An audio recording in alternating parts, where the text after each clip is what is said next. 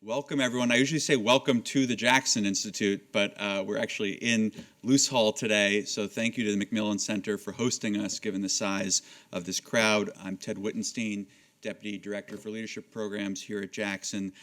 This talk on China versus USA, a battle for Africa's future, is one that's rather timely, and we're delighted to be joined by Colin Coleman, one of our most recent senior fellows here at the Jackson Institute this spring.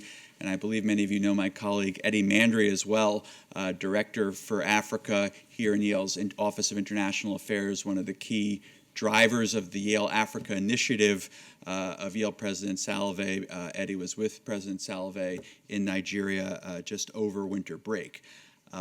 Colin comes to us, to Yale and to the Jackson Institute, with extraordinary experience across the continent at the highest levels of thinking regarding economics, governance, statecraft on the continent.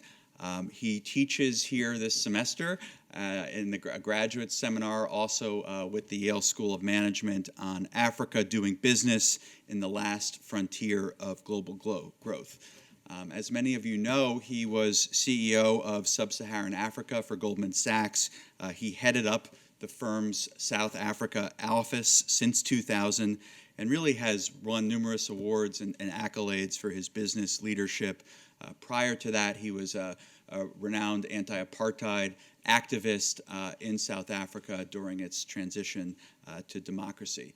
He's someone who has seen firsthand the growth of Chinese investment and related influence on the African continent, commensurate with Chinese rise to great power status on the world stage. And so he's exceptionally well equipped to help us decipher some of the broader economic and geopolitical forces taking shape on this issue that many of you have seen in headline news. So without further ado, let me just thank Colin, welcome him to the Jackson Institute and to Yale. Thank Eddie for joining us. Colin has some prepared remarks, and after which Eddie will moderate a conversation with him and with you in the audience. And so copies of the remarks will also be made electronically available to those who are registered for the talk after the fact, or if you're interested in getting a copy, we'll add you to that list as well. So I'll stop now and just say thank you, Colin, for joining us. So it's a real pleasure.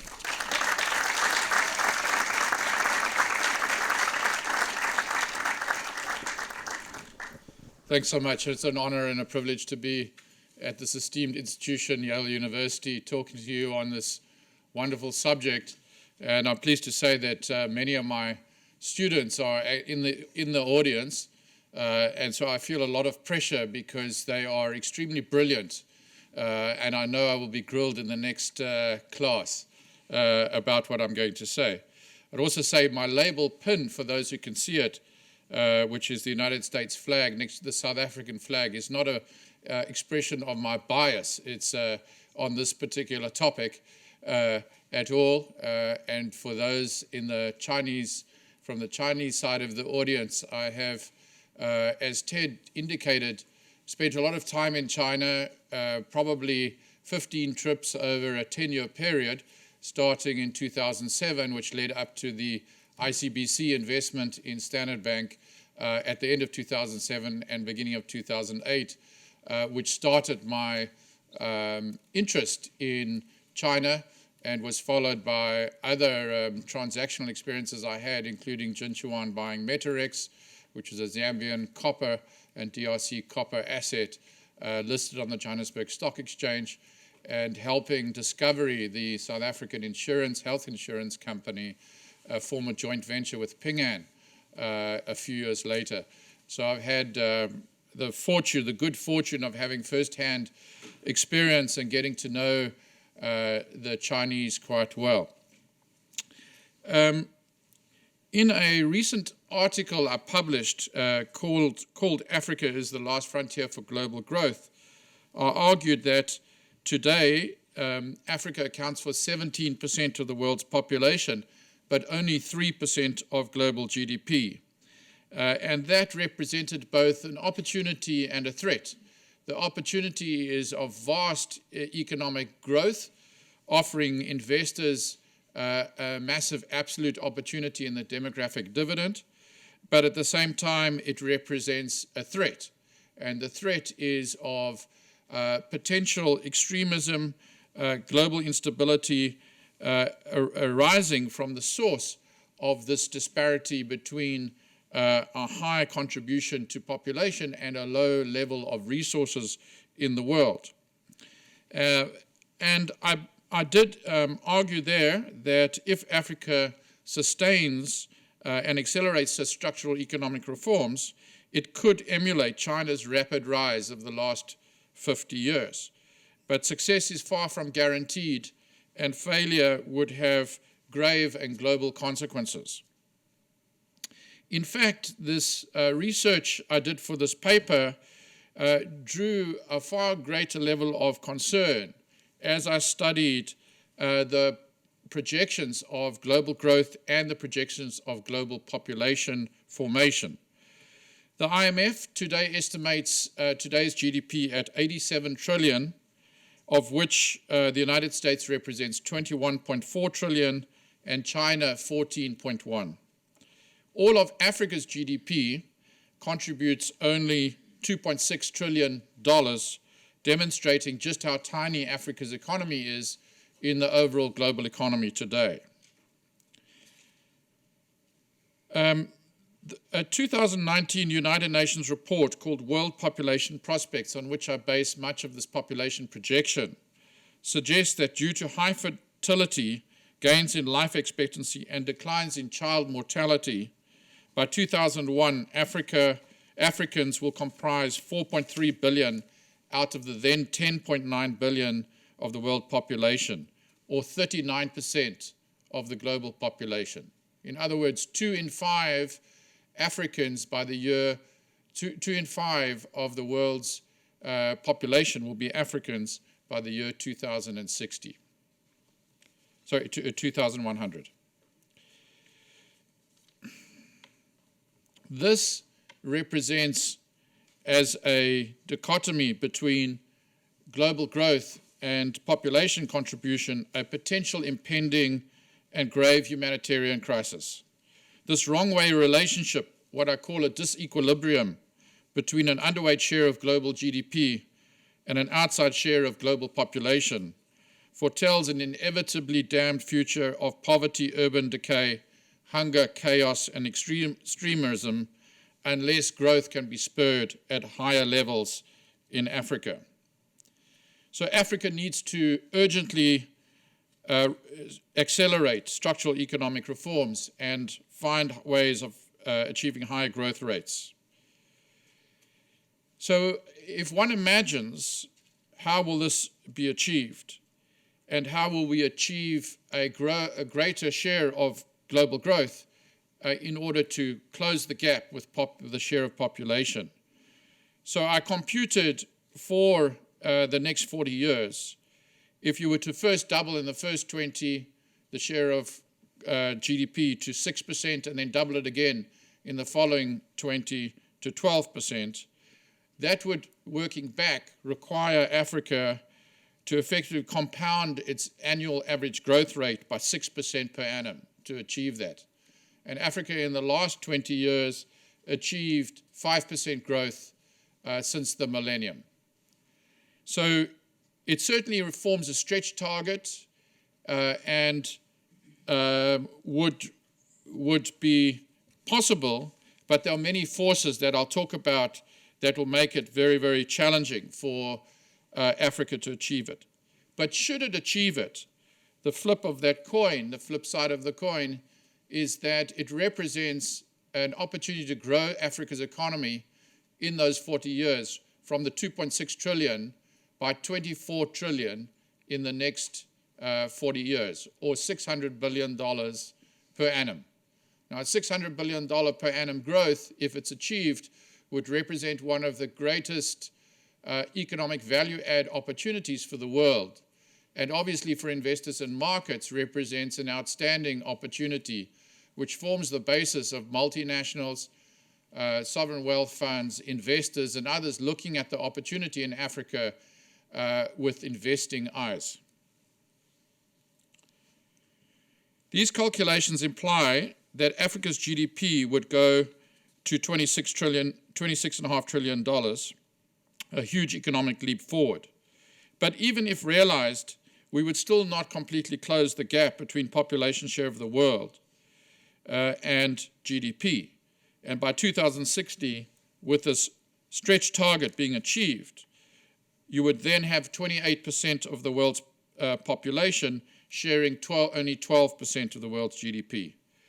So imagine if there is a failure to achieve that growth, what the then situation would look like. And risks to growth forecasts for the region are skewed to the downside.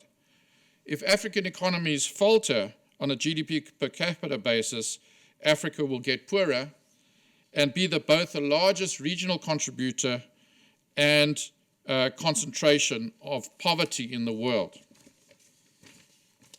Therefore, far greater domestic and regional economic discipline and seamless execution of structural economic reforms will be required to lift Africa. Therefore, as we start to think about the contribution of China and the United States, Africa's challenge is really a global challenge, and in my estimation, one of the least understood and one of the greatest challenges of the 21st century. So let's look at China and the United States and their strategies for Africa. I was very fortunate to be at the Great Hall of the People in Beijing on September 3rd, 2018, as part of the South African delegation to the then FOCAC conference, the Forum on China-Africa Cooperation, and to witness President Xi Jinping deliver what was the standard-bearer speech for China about their strategy for Africa. We have also read the Ambassador Bolton announcement in December 2018 of Prosper Africa, which was formally launched in Mozambique in June 2019. And these two statements represent effectively the strategy platforms of the respective countries. So what did President Xi Jinping have to say? Firstly, I would say very smartly, in rebuttal of the criticisms of the China approach, he laid out what he called a 5-no approach. No interference in African countries' pursuit of development paths, I quote, no interference in internal affairs, no imposition of our will on African countries, no attachment of political strings to assistance, and no seeking of selfish political gains in investment and financing cooperation with Africa. In other words, he was underlining that he understands, and China understands, the platform criticisms of the Chinese approach.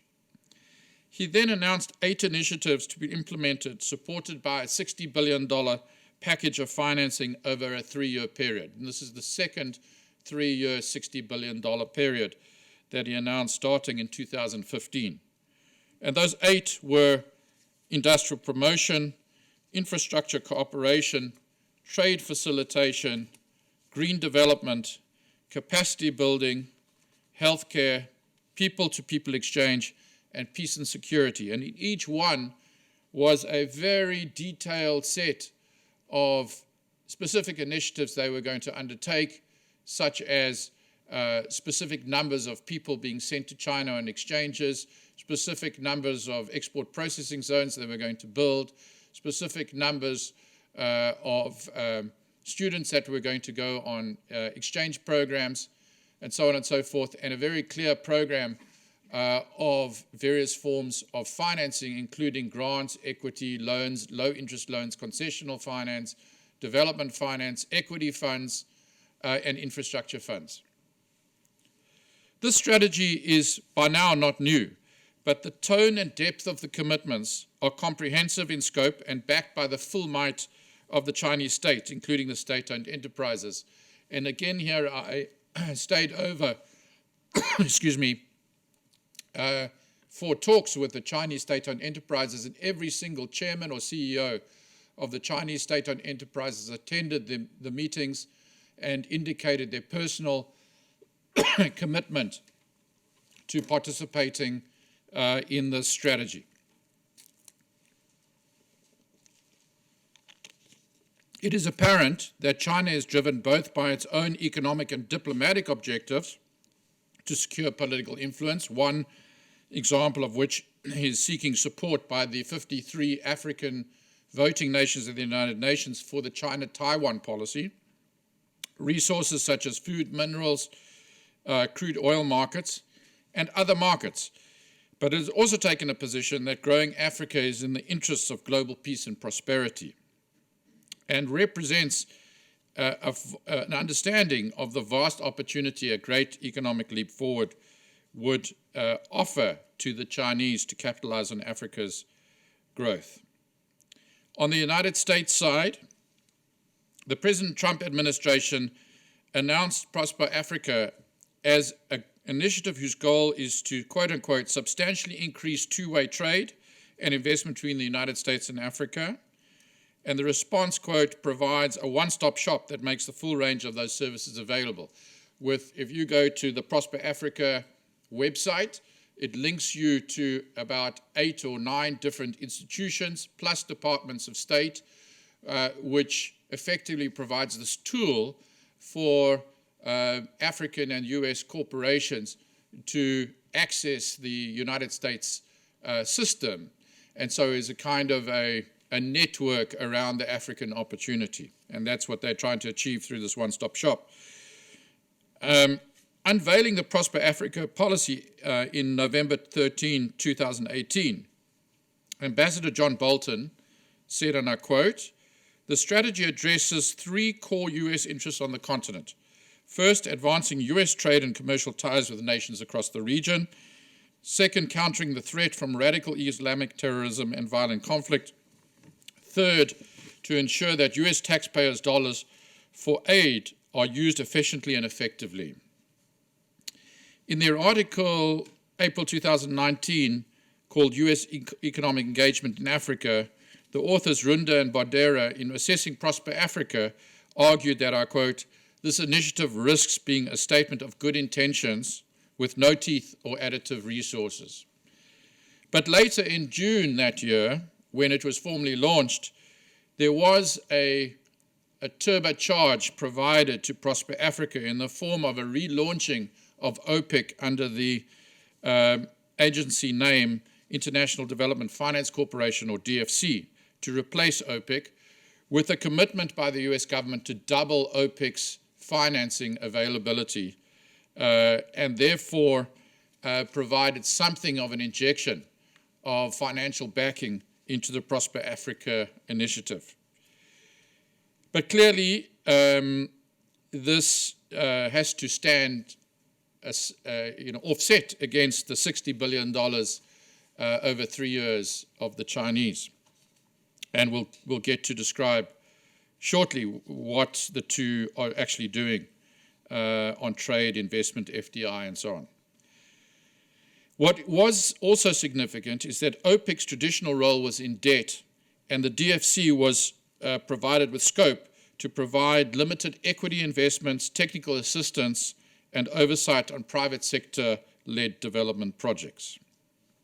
We'll come back shortly to an assessment of the Prosper Africa initiative. With respect to China and US's activities in Africa today, it may surprise many who have a preconceived idea that the US is not present at all in Africa and is no match for the Chinese, that the battle between the United States and China is not as one-sided as first may appear. Not as one-sided as first may appear. On trade, China surpassed the United States as Africa's largest trading partner in 2009. Much of this had to do with the US effectively supplying its own oil production locally and therefore cutting its reliance on oil from Africa. Chinese two-way trade with Africa is approximately 3 times that now of the United States, at 148 billion versus 55 billion of the United States. China is a destination for around 16% of sub-Saharan Africa's exports and around 21% of the region's imports.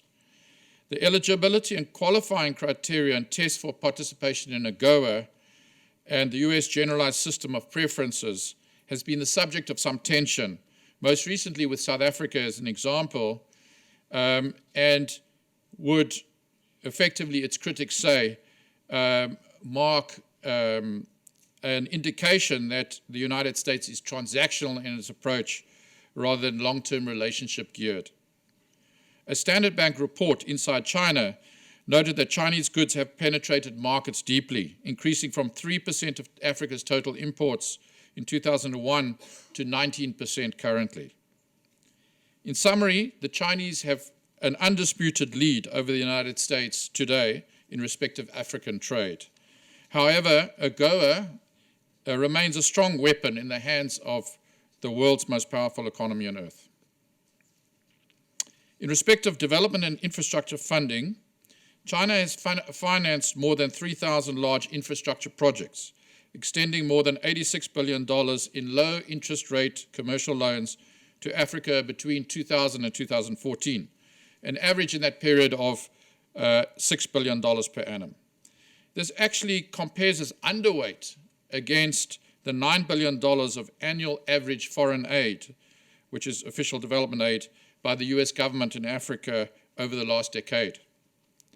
In 2015, China pledged a further $60 billion in loans, which President Xi in Beijing claimed had been delivered or arranged. And I must say, as a note, one of the things that's very difficult doing this research is the data is very opaque. So when it's claimed to be arranged or delivered, it's not really on record. And there's no clear database to be neutral as between the Chinese and the United States as what this vast amount of money is actually being spent on the ground. But this represents a ramping up of funding to $20 billion per annum, which President Xi recommitted to in September 2008. So while it's difficult to compare the $9 billion of ODA by the United States to the $6 billion in the 2000 to 2014 period, China now appears to have ramped up its development funding hugely to $20 billion per annum on a sustained basis, therefore now outstripping the United States funding sources in both size and impact. And remember, from my travels around Africa, you don't go to any country without a stadium and the airport being built by the Chinese, without the roads being built by the Chinese, without the dams and the power plants effectively in some relationship with the host governments of those countries being driven by the Chinese, and significant numbers, some estimate as much as 1 million Chinese living in Africa, increasingly marrying locally and becoming local Africans. On foreign direct investment, the picture is firmly in the United States' way. The United States is shown to be the largest investor in Africa in a variety of studies. In the period 2003 to 2015, US FDI, foreign direct investment, average annual flow was about $3.5 billion, and China only $2.2 billion. And I think President Xi Jinping, when you look at what he said in September 2018, picks up on this because he implores, quote unquote, Chinese companies to make at least $10 billion of investment in Africa in the next 3 years, close quotes, taking that up closer to the US levels. From an investment banking point of view, with my history, I looked at what the FDI transactions by a Chinese and US investor have been, with a combined value of, with a value of more than $1 billion per transaction. And there were 5 combined value of $11 billion from the United States and 8 with a combined value of $23.7 billion by the Chinese. 2/3 of the US investment was in the retail and commercial consumer sector, such as Walmart, Coca-Cola, and others, Pepsi. And 75% of the Chinese are in the natural resources and mining sector, the only exception being the ICBC and Standard Bank investment. So the FDI stock, defined by the OECD as the value of investors' equity in and net loans to enterprises, was $50 billion down from a peak of $69 billion for the United States enterprises, which the peak being in 2014. By comparison, the FDI stock of the Chinese entities in 2017 was 43 billion against the 50, but up from 16 billion in 2011. So the trajectory and momentum of Chinese FDI is increasing, whilst that of the United States is declining, even though it's higher. Therefore, the US has led the FDI drive into Africa, pretty much resting on its corporations, which fits into the Prosper Africa strategy, but China is fast closing in on USA FDI in Africa. Lastly, on military activity and support for peace missions in Africa, both countries have one permanent military base in Africa, the Chinese in Djibouti. The United States has reported 6,500 troops in Africa, and it's reported that there's about 2,500 Chinese troops on peace missions throughout Africa. It's again very, very difficult to find the data that's reliable. This represents really tiny military presence in the overall respective arsenals of China and the United States. Yet, and I found these statistics very interesting and quite alarming for the future, of the 26,445 deaths due to terrorism globally in 2017, as reported by the Global Terrorism Database, which is the go-to database in the world on these matters, I understand, 2/3 of all deaths in the world due to terrorism were in either Middle East, North Africa, or Sub-Saharan Africa. 2/3. And Chinese workers have been the target of killings and kidnappings in various countries, including Ethiopia and Nigeria. So it appeared to me that if the negative scenario was to build around Africa, Africa's contribution to terrorism will grow, and the export of that terrorism is a real risk into the developed world.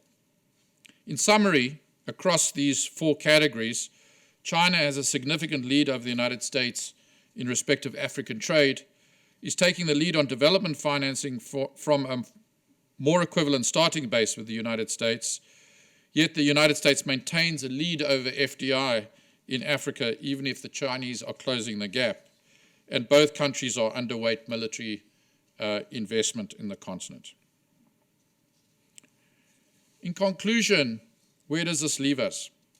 The facts presented here of a continent facing a population explosion amidst enormous challenges to grow the economies of Africa should, I argue, paint a chilling enough picture to be a clarion call to the world to act now and to act fast in support of Africa. In today's globally connected world, no fortress can be built around Africa. Europe and the United States, as can be seen with 2.1 million African migrants currently in the United States and 10.5 million African migrants currently in Europe, are likely to witness growing incidents of migration, terrorism, and conflict on its own soil. Everything that can be done to cooperate to lift the economic development of Africa and its people should be urgently and sustainably attended to, with programs in Africa systematically planned and implemented in all areas. Education and health, state administration, training, capacity building, investment aid and market access, infrastructure development, job creation, trade support, agriculture and industrial development, technology and innovation, development financing, institutional support, intelligence and policing, and military and security. No stone should be left unturned by the world's great powers and its global organs to help Africa and the world to avert a crisis wrought on a continent plagued by a troubled history, insufficient economic growth, too many people with too little resources. Africa surely needs to lead these efforts, but global support should be aimed at buttressing its success. At the same time, without sounding the alarm in a negative way, the up to $600 billion per annum growth opportunity on the continent represents a compelling and outsized opportunity for investors wishing to capitalize on this growth. And it's up to those great powers that lead support for Africa that will optimally position their own corporates and their own interests to benefit from that growth. It is both indeed a global threat and challenge, but also a massive opportunity. It is in this light that discussion of how the world's two largest economies are and should be engaging with Africa is so important. Each needs to lead with a long-term strategic response, and tactical interventions should complement, not detract, as is the allegation with respect to AGOA qualification, from these long-term goals of an African economy that must grow at a faster rate than its exploding population. And it is vital to the success of these goals that China and the United States cooperate as much as compete in Africa's long-term interests. In this historic mission to help lift Africa, China and the United States should surely work alongside the G20 to drive a global plan for Africa's development. As Africa's most developed nation and its representative on the BRICS Alliance and at the G20, South Africa and the now AU African Union Chairman, President Ramaphosa, has a special role to play in driving China, United States, and indeed all of the G20 nations to step up action on Africa. And it is to him that the presidents of the United States and China should look for leadership. And where BRICS and G20 have plans, they need to be strengthened, resourced, and implemented with new resolve. What is clear on the subject of Prosper Africa, that as a strategy, it is incomplete at best. When compared against the 8-point China plan, it is relatively under-resourced, limited in scope, and narrowly targeted. Prosper Africa on its own offers little confidence that the United States will arrest its decline relative to China's rise in importance in Africa. This notwithstanding that the economic, military, and political might of the US gives it continued enormous influence and power to change the mix of outcomes.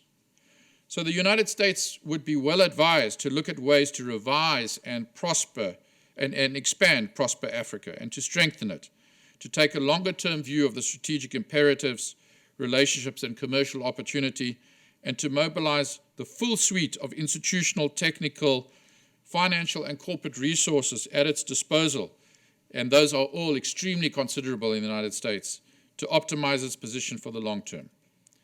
From an African perspective, it wants to have a plurality of options to seek alliances and engagements, and having multiple powers, the United States, China, and the European Union, each with its own strategy, plans, and resources with which to engage, politically, economically, culturally, and militarily, is far preferable for Africa than facing one dominant power.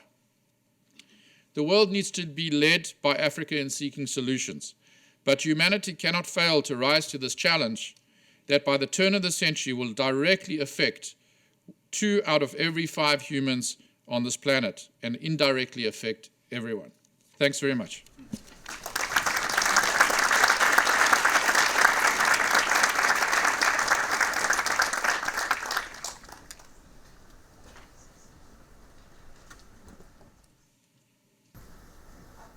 All right, thank you very much, Colin, for a tremendously illuminating speech.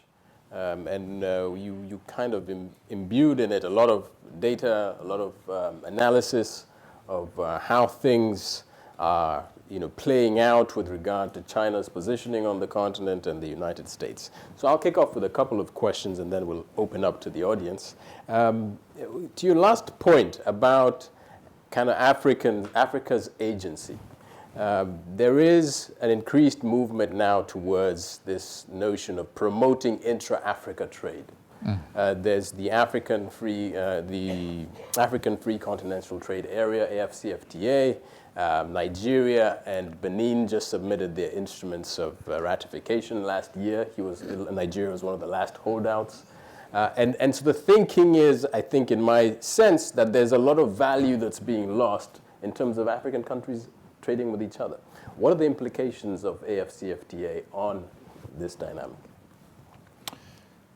Thanks, Eddie. So I think that AFCFTA is a real opportunity for Africa to grow its trade with itself, to overcome what I refer to in the longer speech version that you will get, a state capture of resources, and the migration points or the immigration points are natural points of capture. You know, it's one of the tragic jokes of Africa that the best way to get wealthy is to become the customs official in the local port.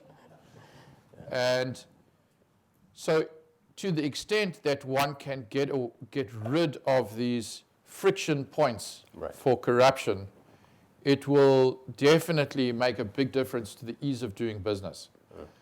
But it's more than that. It's really about trying to get the market of Africa, which is 1.2 billion people and $2.6 trillion of GDP, to work together rather than as 54 different countries. Right. And my guess is the ASCT, the free trade agreement, will take a long time to be given life. So the oxygen that needs to be provided into the system is important. Certainly, in South Africa's case, the Trade and Industry Minister, Ibrahim Patel, is pushing very hard the business community to embrace it and make it work. Right. But there's a lot of skepticism in the business environment because every day they are confronting the friction points I referred to. Right. So it's going to take a lot of time and effort and commitment from leadership to be able to actually actualize the true value of AFCFTA. Yeah. You mentioned some of the demographic dynamics on the continent. People mentioned the youth dividend. The median age on the continent is 19, while the rest of the world is aging. Immigration is a serious issue. We have a lot of young people dying trying to cross the Mediterranean. What's amazing to me as well is that there's young Africans who are making it all the way to the southern U.S. border with Mexico, through Brazil, through Mexico, Guatemala. They're getting all the way there. The ambition and the determination. So you have worked a lot on trying to address this issue of youth employment in South Africa. One of the complaints that Africans have had with the Chinese in the past, and this, there might be some merit to it, but some people say it's not quite the case, that the Chinese bring their own laborers or have a tendency not to hire and train local labor. What is your sense in terms of how this imbalance can be addressed, but also the larger question of youth employment and jobs on the continent? So let me just address head on this Chinese, the question of the perception of the Chinese activities, and then we'll come to the youth question. And I want to add a climate angle as well. On the perception of the Chinese, actually there was some data I came across where there was perception data being effectively evaluated across 33 countries in Africa, and 63% of the respondents basically rated the Chinese involvement as favorable, highly favorable, or favorable. It's Afrobarometer, I think. I think so. Yeah. But on the other hand, it's absolutely true that there are pockets of reaction to the Chinese investments. Zambia is a famous case where effectively Sata, the president in 2014, I believe, was elected on the back, or 2011, was elected on the back of an anti-Chinese platform that followed a mining or a violence at a mine where some Chinese managers shot some locals in response to a protest on the mine. And this caused a huge disturbance in Zambia and caused them to elect Sata. Actually, we were in the middle at the time of doing the Jinchuan Meterex transaction, which had to get approvals from the Zambian authorities on the back of the election of this anti-Chinese president platform. So it was rather complicated. So I remember it well. But there are these allegations. Ambassador Bolton was very explicit in his Prosper Africa launch that he deemed the Chinese to be corrupt in their dealings in Africa. Pompeo said the same thing just the other day in Ethiopia. Right. And, it's very much part of the narrative. I'm not sure how helpful that kind of exchange is, because it doesn't create the basis for trust and cooperation, which is essentially what I am suggesting should be a preferable route. On the youth question, the youth in Africa have a real raw deal, because it's a combination of education and health access. There's also the question of gender-based violence that my daughter here reminds me of and is my conscience about.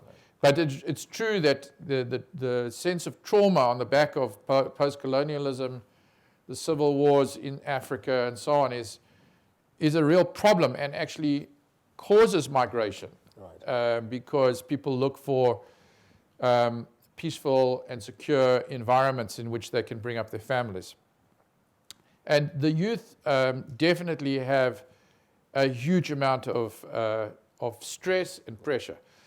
So in that context, business, being thoughtful and smart and proactive is certainly, in South Africa's case, what we're trying to do. Our co-chair with Investec, Stephen Kossov, the Youth Employment Service Initiative, which is trying to sponsor 1 million internships in South African business over a 5-year period, and we're up to 30,000 in the first year.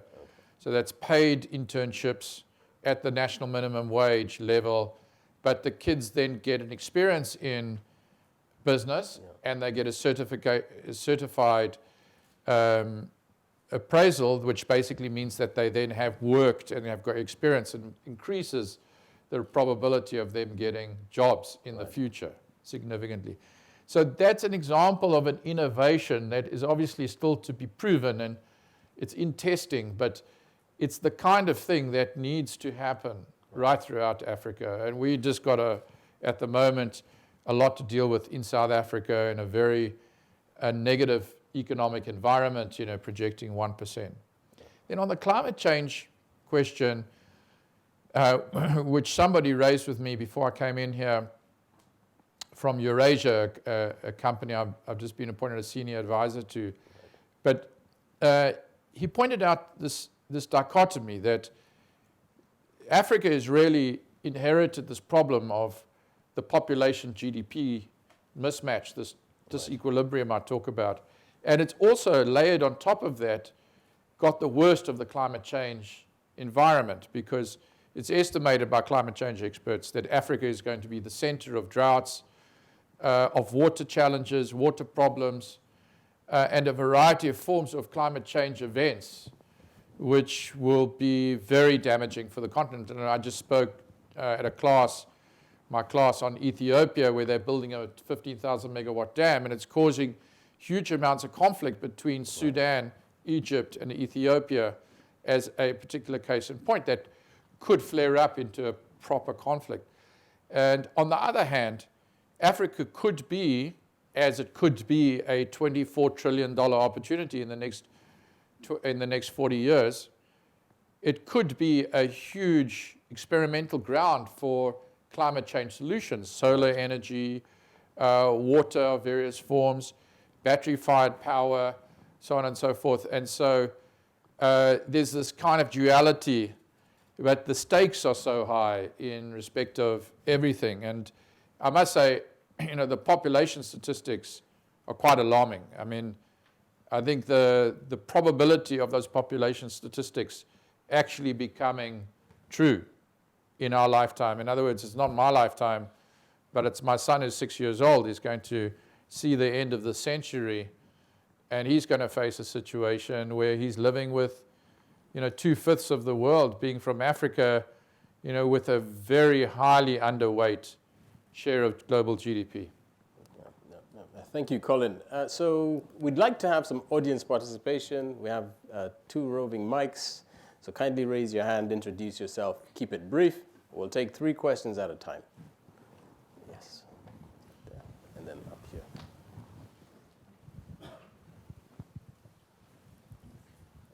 Hi, my name's Olivia, and I'm a student here at Jackson Undergraduate. I'm really interested in technology investment in the continent, both on the part of China and the United States. You know, the most potent examples being like the bugging of the African Union headquarters or facial recognition software in Harare. Do you think these kind of technological investments on the continent that are, you know, reportedly for the continent's purpose are ethical? Thank you very much. Next one here. Hi, I'm Peter. I'm an undergrad. And my question is, what is your assessment of the high-end manufacturing on the continent, insofar that, or relative to other countries and to the rest of the world? And so obviously high-end manufacturing, semiconductors, this has been known to produce a lot of employment, especially youth employment or low-skilled employment. And so what is your assessment of high-end manufacturing across the continent? All right. One more question. I saw that hand up there first. We'll come to you next round. Yes. In the middle, at the back.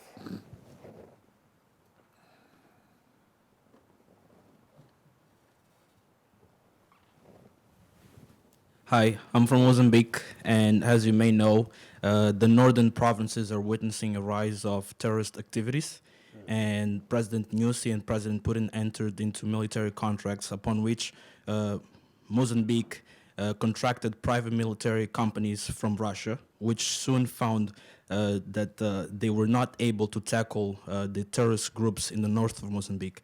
How does military aid or cooperation with Mozambique and other African nations witnessing the rise of terrorism look like in the future to ensure their effective response? All right, thank you. So high-end manufacturing, technology, extremism, and terrorism. So to Olivia's question on technology, I mean, it's a fascinating, we could spend hours on that, Olivia, and I'm happy for you to come and see me at the Jackson Institute, room 302. All right. Colin.Coleman at yale.edu. And you can talk to me in detail. But, you know, if you look at this technology, the Chinese are extremely active, okay, on the telecommunication space. And one of the criticisms of Prosper Africa, or the suggestions, proposal, recommendations, was for the American companies to become far more aggressive with respect to telecommunications in Africa. There's basically a vacuum with Huawei. And then you get Huawei is supplying to Vodacom, MTN, all the major companies. You know, Alibaba is becoming very, very active in Africa, but so is Google, so is Amazon, so is, you know, the data companies are becoming very active. So it's actually a very dynamic environment. Obviously, the famous example of technology and its revolution of life in Africa is M-Pesa, the Safaricom spin-off that effectively is now worth probably 1/3 of the market cap of Safaricom, which is about $10 billion, and is very successful. And basically, it's mobile payments, and it's effectively become Africa's most important fintech company.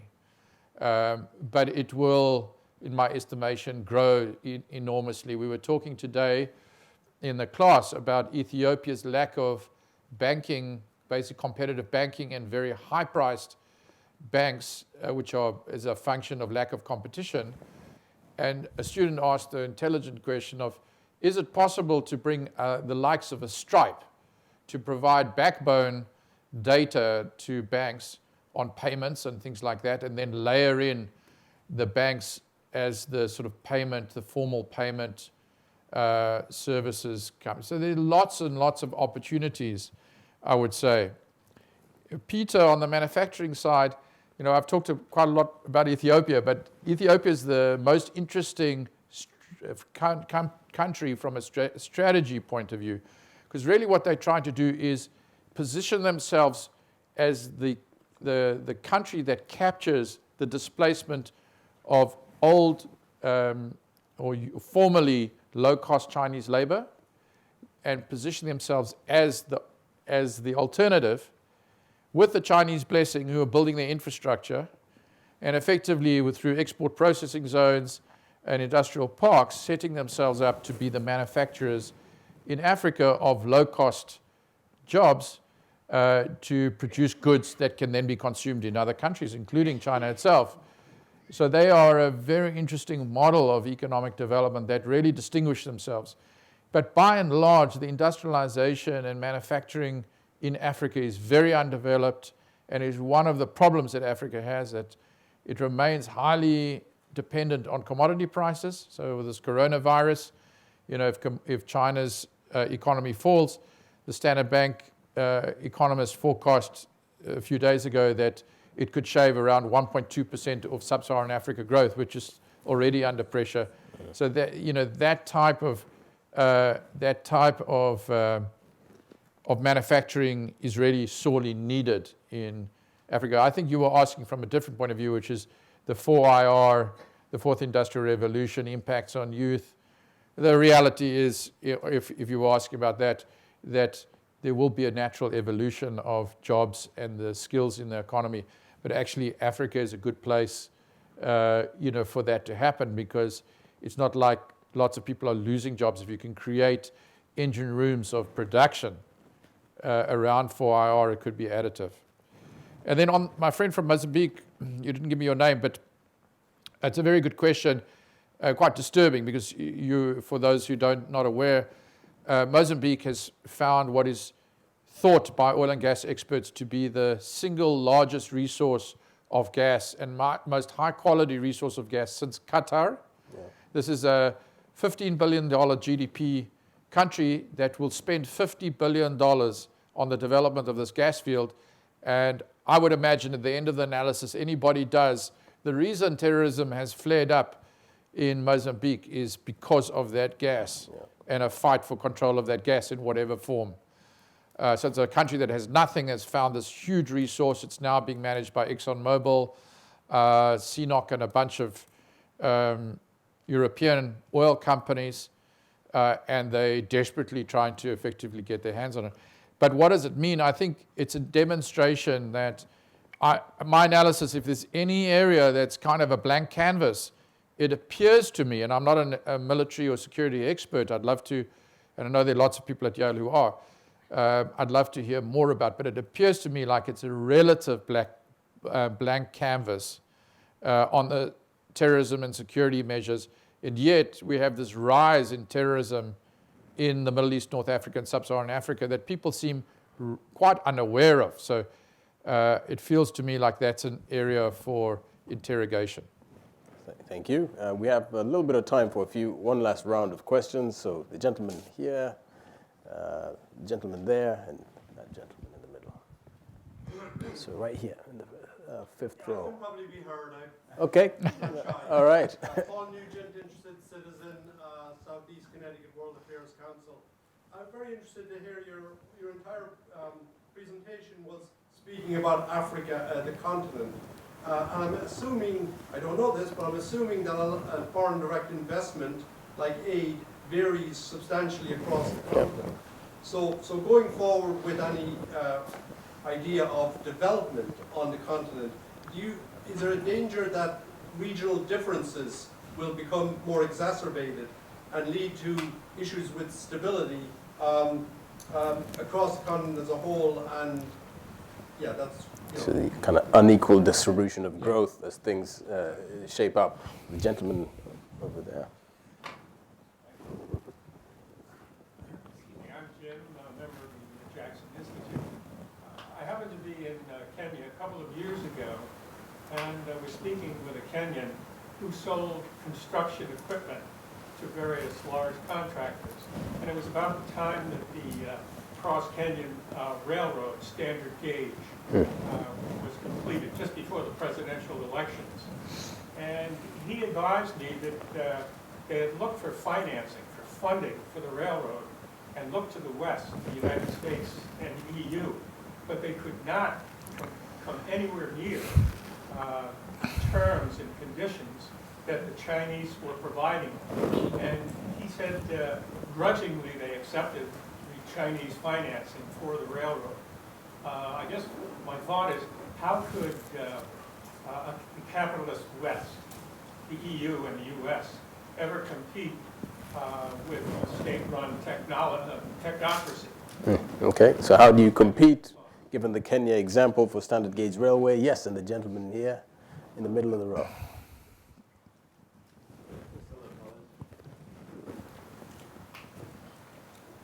Yes, hello, Colin. This is Thomas Mandlazi, come from Zimbabwe. And my question is very much centered around what can the West do for the local industries within Africa?